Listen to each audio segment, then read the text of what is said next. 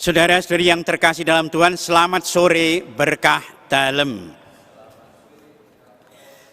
Saya mengatakan tadi di dalam pembukaan, saat pembukaan misa tadi mengatakan, hari ini kita diajak berdasarkan sabda-sabda Tuhan untuk menjadi pemenang kehidupan. Sekali lagi saya katakan, untuk menjadi pemenang kehidupan. Dan saya berkali-kali menceritakan pengalaman ini, pengalaman sebuah keluarga. Seorang ibu, sepasang suami istri, yang punya anak umur 2 tahun perempuan. Dan satunya lagi, ibu itu sedang mengandung dalam usia 3 bulan. Tetapi entah mengapa suaminya itu meninggalkan ibu itu, pergi dengan perempuan lain, sehingga ibu itu ditinggal harus menghidupi anaknya yang umur 2 tahun dan juga harus memelihara yang ada di dalam kandungannya itu. Sampai kemudian ibu itu melahirkan anaknya yang kedua, juga seorang perempuan. Setiap malam ibu itu berdoa supaya suaminya pulang. Sampai anaknya yang nomor 1 itu berumur 18 tahun. Ibu itu mengajak anaknya untuk berdoa. Tetapi anaknya yang umur 18 tahun itu, yang nomor 1 itu mengatakan, "Ma, kita sudah berdoa selama 16 tahun supaya papa pulang, tetapi papa tidak pernah mau pulang. Kenapa masih berdoa lagi? Ibunya itu mengatakan, "Nak, kamu boleh tidak percaya pada mamahmu. Kamu boleh tidak percaya pada papahmu. Tetapi jangan pernah sekali-kali kamu tidak percaya pada Tuhan. Sebab apa? Yang membuat aku kuat seperti ini adalah karena Tuhan. Maka kamu jangan pernah sekali-kali tidak percaya pada Tuhan." Sampai akhirnya keluarga itu, anak yang nomor 1 berumur 34 tahun sudah menikah. Anak yang nomor 2 umur 32 tahun juga sudah menikah. Anak yang nomor 1 jadi satu dengan ibunya. Anak yang nomor 2 menikah lalu ikut suaminya. Suatu sore ada telepon masuk ke rumah. Dan telepon itu diambil oleh anaknya yang nomor 1 itu. Dan telepon itu dari siapa? Telepon itu mengaku dari bapaknya. Yang bapaknya itu pengen pulang. Memang biasanya kalau orang itu kalau selingkuh pergi, itu kalau masih kuat ya tidak pulang-pulang. Kalau masih merasa kuat ya tidak pulang-pulang.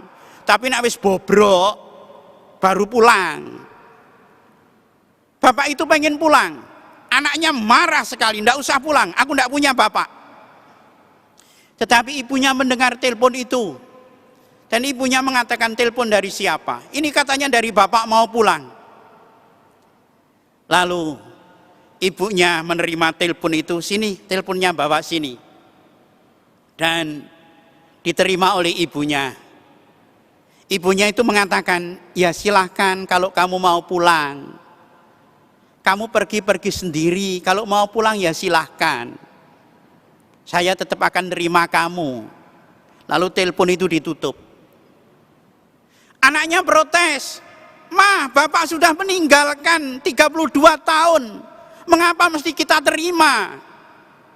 Bapak telah menyakiti keluarga kita, menyakiti kita."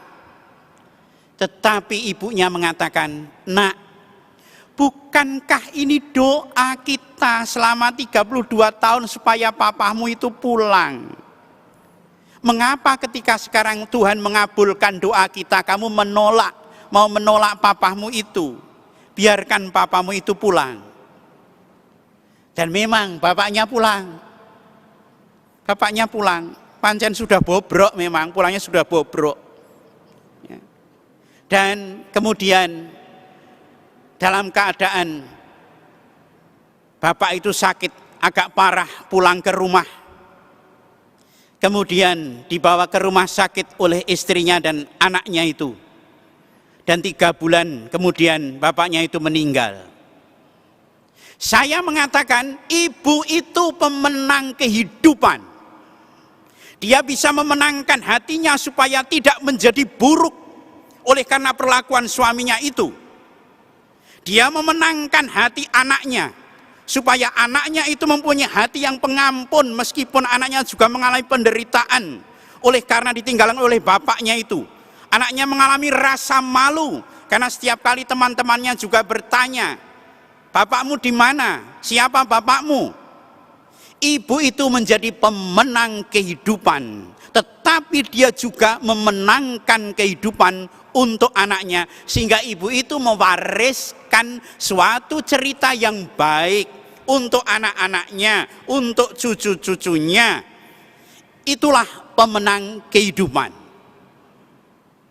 Dan Tuhan menghendaki kita semua juga menjadi pemenang-pemenang kehidupan.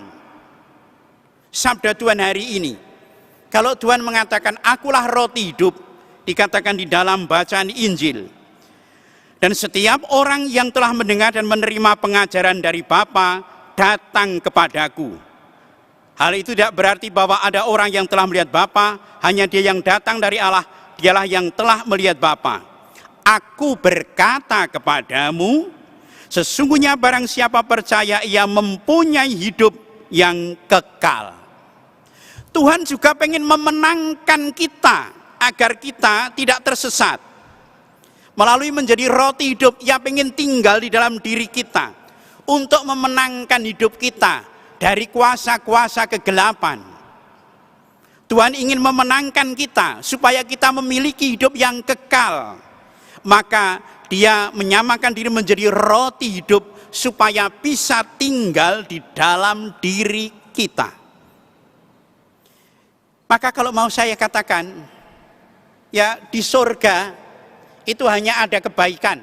Di surga itu hanya ada kebaikan. Tetapi di neraka tidak pernah ada kebaikan.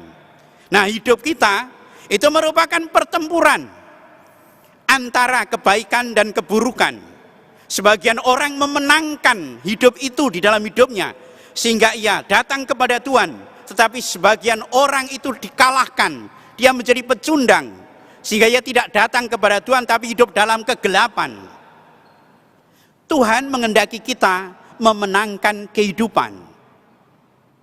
Dan kalau kita terapkan dalam hidup kita, hidup keluarga kita, bisa saya katakan Tuhan menghendaki kita supaya kita menjadi bagian penyelesai masalah dan bukan menjadi bagian masalah. Ketika seorang suami makan dari masakan istrinya, mungkin makanannya tidak begitu enak, tetapi suaminya mengatakan, "Mah, terima kasih ya, sudah masak ke saya. Terima kasih." Dia sudah memenangkan kehidupan itu sehingga istrinya bahagia. Dia memenangkan dirinya untuk menahan supaya tidak mengatakan tidak enak. Tapi dia juga memenangkan hati istrinya itu sehingga istrinya menjadi senang. Mungkin juga ketika istri menerima gaji dari suami yang mungkin dirasa agak kurang. Tetapi istrinya tetap mengatakan, "Ma, terima kasih, Pak, terima kasih ya Pak. Sudah memberikan uang ini untuk kehidupan keluarga." Dia sudah memenangkan hati suaminya. Sudah memenangkan hati suaminya supaya merasa bahagia oleh karena merasa dicintai oleh istrinya. Tugas kita adalah memenangkan kehidupan tetapi juga menjadi pemenang-pemenang kehidupan. Dalam situasi seperti sekarang ini, banyak persoalan-persoalan hidup. Dan disitulah iman kita ditantang. Apakah kita akan menjadi pemenang-pemenang kehidupan atau menjadi pecundang di dalam hidup ini? Dan yang dikehendaki Tuhan adalah menjadi pemenang-pemenang kehidupan. Semoga kita semua yang mengikuti Ekaristi ini di dalam doa kita kepada Tuhan, semua suami, istri, anak-anak, orang tua, semua dapat menjadi pemenang-pemenang kehidupan sesuai dengan kehendak Tuhan. Amin.